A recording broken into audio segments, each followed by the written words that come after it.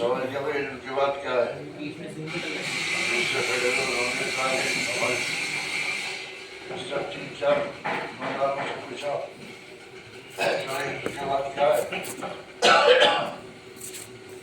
तो उन्होंने ये जवाब दिया कि भाई हिंदू करने के बाद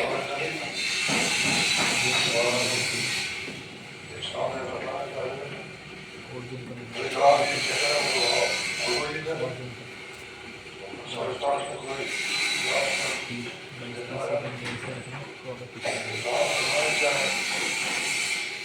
इनके बाद फिक्र है,